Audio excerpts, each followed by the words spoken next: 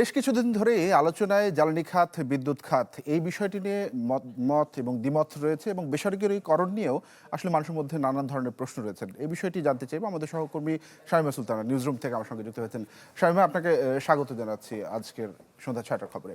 আপনার প্রতিবেদনের সূত্র ধরেই জিজ্ঞেস করতে চাই, জ্বালানি খাত এবং বিদ্যুৎ খাত নিয়ে এক ধরনের আলোচনা, বেসরকারিকরণের যে সরকারের যে ভূমিকা সেটি নিয়ে মত দ্বিমত রয়েছে।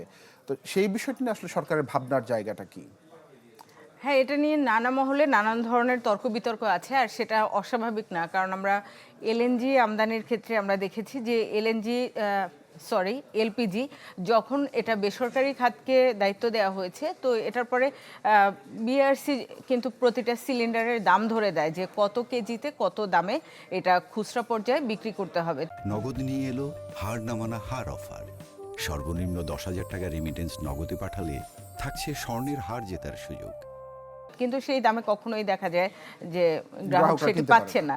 যেটি এখন এই মাসে যেটি 1598 টাকা 12 কেজির সিলিন্ডার, সেটি দেখা যাচ্ছে যে বাজারে 1700, 1800, 2000, মানে যে যা পারছে, যেভাবে পারছে সেভাবে আসলে ভোক্তার কাছ থেকে কামিয়ে নিয়ে নিচ্ছেন। হ্যাঁ, কিন্তু আসলে এন্ড অফ দ্য ডে ওই ভোক্তারই পকেট কাটা যাচ্ছে এবং সরকার কিন্তু এখানে তার যে নির্ধারিত দাম সেটা আসলে বাজারে সেটা যে থাকছে না, বা সেই কন্ট্রোলটা নাই এই যে বেসরকারি যারা আমদানিকারক এবং বিক্রেতা তাদের প্রতি। তো সেক্ষেত্রে যারা বিতর্ক তুলছেন তারা বলছেন যে এটা আসলে সরকার কিভাবে সামাল দিবে, কারণ জ্বালানি খাতের সাথে আমার খাদ্য নিরাপত্তা জড়িত, আমার পরিবহন জড়িত, মানে সব কিছুই এখানে জড়িত মানুষের। একেবারে সাধারণ মানুষ যা ছাড়া চলতে পারবে না।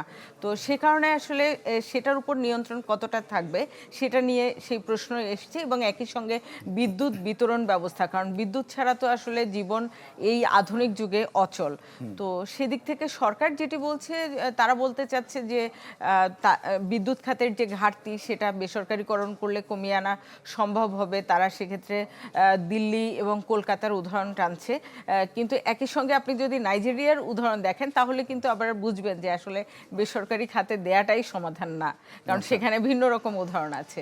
আবার জ্বালানি খাতে যেহেতু এলপিজি বড় জায়ান্ট যারা বাংলাদেশের, তারা বেসরকারি উদ্যোক্তা, তারা কিন্তু এটা আমদানি করছে এবং তাদের দামটা নিয়ন্ত্রণে সরকার রাখতে পারছে না। তো সেক্ষেত্রে পেট্রোলিয়াম পণ্য যেগুলো, সেটার আসলে দাম কিভাবে ঠিক রাখবে, ডিজেল বা অন্যান্য যেগুলো আছে সেগুলো কিভাবে ঠিক রাখবে, সেটা কিন্তু একটা প্রশ্ন উঠেছে। এবং আমরা কিন্তু এই বছর মার্চ এপ্রিলের দিকে জ্বালানি তেলের কিন্তু একটা বিশাল রকমের একটা সংকটের মুখে বাংলাদেশ কিন্তু পড়েছিল। এবং ইদানিংকালে আমরা দেখতে পাচ্ছি বিদ্যুৎ খাতে এক ধরনের সংকট এবং জ্বালানির আপনি জানেন যে আগুন লাগবার মতো ঘটনা ঘটেছিল। সেই বিষয়টি যদি একটু ব্যাখ্যা করে, এখন আসলে কোন অবস্থায় রয়েছে বা এই প্রক্রিয়াটা আসলে স্বাভাবিক হবে কিনা, গ্যাসের যে সংকট হ্যাঁ, রয়েছে। সেটা একটু বিষয় বলে রাখি যে এমনিতে হরমুজ যখন অস্থির হয়ে গেল, যখন আমেরিকা এবং ইসরায়েল ইরানের উপর হামলা করলো, তারপর থেকে তো হরমুজ ক্লোজ। এবং আমাদের তখন চুক্তি ছিল কাতারের সাথে, তাদের থেকে আমরা জ্বালানি আনবো। আরব আমিরাতের সাথে আমাদের চুক্তি ছিল এবং যুদ্ধ যখন দীর্ঘায়িত হতে থাকলো, আমরা আবার সৌদির সাথে চুক্তি করলাম তাদের মাধ্যমে আনতে, যে রেড সি যেটা লোহিত সাগর হয়ে, মানে বাবাল মান্দাব যেটা পার হয়। এখন বাবাল মান্দাবও কিন্তু অস্থির, ওখানে হুথিরা সৌদির জাহাজ দেখলেই তারা আক্রমণ করছে। তো এই যে অস্থিরতা, এখন আমাদেরকে অন্য কোনো থার্ড পার্টি দিয়ে এটা আনতে হবে এবং খরচটাও অনেক বেশি হবে। আবার সৌদিরটাই যদি ঘুরে আফ্রিকার অন্য পাশটা ঘুরে, যদি পশ্চিম দিকটা ঘুরে যদি আসে, অনেক কস্ট পড়বে, এটা খুবই ব্যয়বহুল এবং সেই সামাল দিতে পারছে না। এটা নাভিশ্বাস উঠে যাচ্ছে জনগণের এবং সরকারের। সেইখানে আবার বেসরকারিকরণ একটা বিরূপ প্রভাব ফেলবে, এটা বলা হচ্ছে, মানে যারা বিরোধী মত দিচ্ছে তাদের দিক থেকে। কারণ হচ্ছে দাম তখন আরও বাড়বে, খাদ্যের দাম বাড়বে, পরিবহনের দাম বাড়বে। তো সব মিলে আসলে জনগণের যে মূল্যস্ফীতি, মুদ্রাস্ফীতির নাভিশ্বাসে আছে, সেটাকে আরও তুঙ্গে তুলে ফেলবে।